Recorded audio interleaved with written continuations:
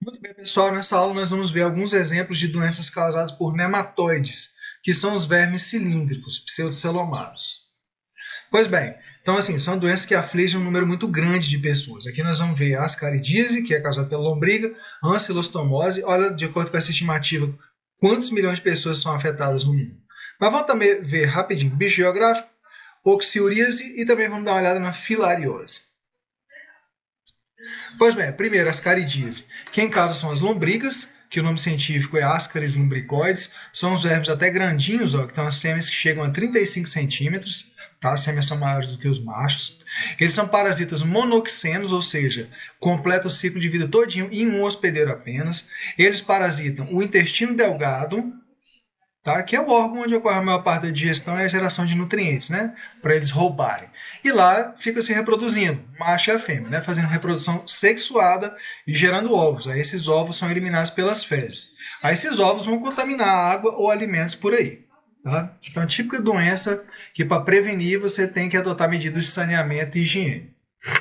Pois bem, sobre o ciclo de vida. O ciclo de vida aqui é um pouco esquisito, tá? Então, eu vou começar daqui. Aliás, eu vou começar. Não, vou começar daqui do 4 mesmo. Então, olha só. A pessoa adquire, então, ingerindo alimentos ou água contaminado com os ovos. Beleza, ingeriu, esses ovos vão lá para o intestino. Aí lá no intestino, as larvas eclodem, tá? Só que o problema é o seguinte, essas larvas eclodem e não se desenvolvem no adulto lá não. Elas do intestino, elas seguem esse caminho aqui pelo corpo, tá? Então sai do intestino, passa pelo fígado, pelo coração, pelos pulmões. Olha que coisa esquisita. Aí quando chega nos pulmões, aqui no desenho ele botou simplificado, tá? Perdão. Indo do intestino direto para os pulmões. Então dos pulmões, o que acontece? Elas sobem pela traqueia, aí vai para a laringe, da laringe para a faringe, aí o que acontece? Você engole. Tá? Você engole as larvinhas pequenininhas. Aí elas vão de novo para o aparelho digestório, aí sim vão cair no intestino e vão se desenvolver nos adultos. Então, assim, no caso aqui da lombriga, inclusive, ela tem vários estágios larvais. O estágio larval que chega de novo no intestino é o L4. O estágio larval que você ingere elas, que está dentro do ovo, é o L3, por exemplo. Tá? Aí, como a gente viu, os machos e as fêmeas se desenvolvem adultos, ficam se reproduzindo, produzindo um monte de ovos que são eliminados pelas fezes. E aí vão contaminar a água e alimentos. Então, o que é difícil desse ciclo é você lembrar esse caminho todo aí. De maneira simplificada, do intestino eles vão para os pulmões e dos pulmões eles sobem as vias respiratórias e vão acabar sendo engolidos de novo. Então daí até tem alguns sintomas bem característicos. Ó. Botei aqui o cara tossindo. Então como sintoma, se a pessoa estiver infectada por um número muito grande de vermes, tipo que nem estava nesse desenho aqui, ó, isso aqui pode causar até obstrução intestinal. Tá? Mas, enfim, o verme, a presença dele pode causar alergias, diarreias, uma tosse seca, porque eles vão subindo justamente, né, pela traqueia, laringe e tentam atingir a faringe. E também lesões pulmonares, porque eles não vão pedindo licença, né, para passar pelos órgãos, vão rompendo tecidos, causando lesões e tudo mais. Como é que se previne? Se é uma doença que você adquire ingerindo alimentos ou água contaminada com os ovos, então o básico, medidas de saneamento e higiene pessoal. Lavar bem os alimentos, ferver bem, porque aí você mata as larvas dentro dos ovos. E o tratamento é feito com vermífugos específicos, que a gente não precisa ficar decorando os nomes, não. Pois bem, parecido agora com a ascaridíase, tem essa daqui, que é a ancilostomose, porque um dos causadores é o ancilóstoma duodenale, ou amarelão, por causa de um dos sintomas. Então, quem pode causar essa doença são dois vermes diferentes, o ancilóstoma duodenale e o Necator americanus. Ao contrário das lombrigas, eles são bem menores, tá? Pequenininhos, mas eles têm, não sei se você vai ver aqui, ó, na boquinha deles, uns dentinhos, tá? Tem uns dentinhos lá. Então, esses dentinhos aí fazem a diferença. Bom, assim como as lombrigas são parasitas monoxenos, ou seja, terminam o ciclo de vida só em você, parasitam também o intestino delgado, e aí a forma de adquirir a doença é que é diferente. Lá nas caridíase você adquire ingerindo os ovos, aqui não. Aqui você adquire porque as larvas conseguem penetrar pela sua pele, pelo solo mesmo, você andando aí de pé descalço, onde tiver a larva no solo, ela penetra pela sua pele. Aí penetrando pela sua pele, onde é que está mostrando aqui? Beleza, está mostrando aqui. Essa L3 aqui, no caso, é o estágio larval, tá? Então ela consegue penetrar pela pele, deixa umas manchinhas, tipo uns risquinhos, tá? De onde ela penetrou, aí entra na corrente sanguínea. Na corrente sanguínea, ela vai fazer mais ou menos aquele esquema que você viu para as lombrigas. Ela vai parar no pulmão, tá? Aí do pulmão vai subir traqueia, laringe, aí você engole, tá certo? Passa para a faringe, então você engole, aí essas larvas vão parar lá no seu intestino e lá elas vão se desenvolver, tá certo? Então, perdão, tá aqui no estágio L5. Lá elas vão se desenvolver, ficar se reproduzindo e produzindo ovos, tá? Então você elimina os ovos nas suas fezes. Então você veja que o ciclo de vida é parecido, tá? Só que você não adquire ingerindo ovos. A larva, ela eclode do ovo no ambiente e aí vai contaminar o solo, alguma coisa. Aqui no caso ele está mostrando a larva no estágio 3 na vegetação, que aí você entrou em contato, pisou, alguma coisa assim. Aí elas penetram pela sua pele, vai parar na corrente sanguínea, aí vai para o pulmão, aí segue mais ou menos o mesmo ciclo, parecido com o das caridíase.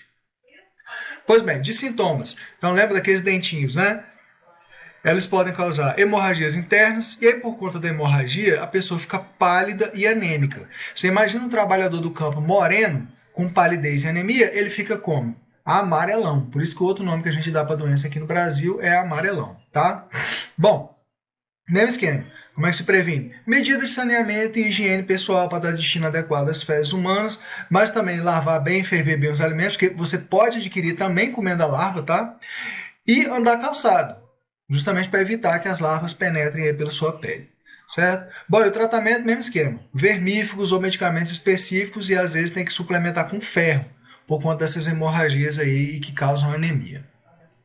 Parecidas as duas, né? Essa daqui também é parecida, eu vou passar bem rápido nela. Isso aqui é o seguinte, é como se fosse o amarelão de bicho, que não consegue completar o ciclo em você, tá? Então você pode chamar de bicho geográfico ou larva migrans. Então quem são? São ancilóstomos também, só que são de cachorro e gato. Tá ali na figurinha, o cachorro e gato, coitado. Nem sabe o que está te causando mal aí nesse caso.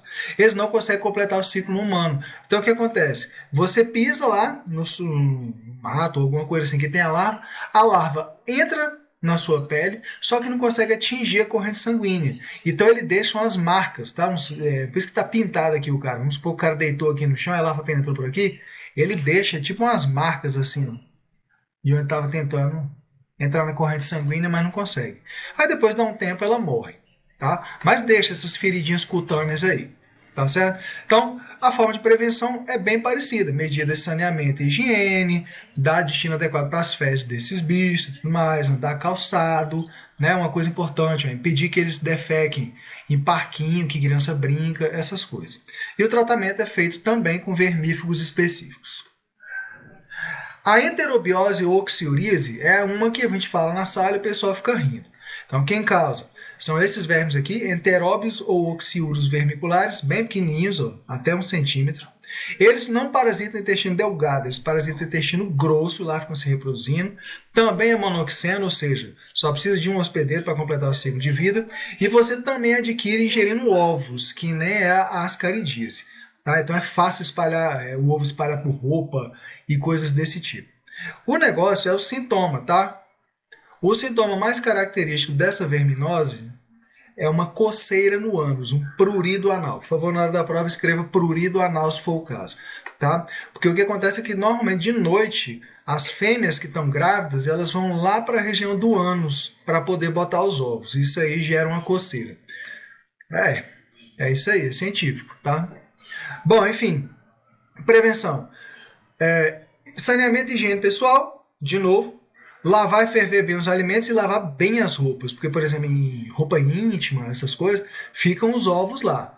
Tá? Então, disse que na casa de quem está infectado é muito fácil passar para todo mundo. Tá certo? Então, essa daí é bem característica, esse negócio desse prurido anal aí. Bom, sobre a filariose agora, a última.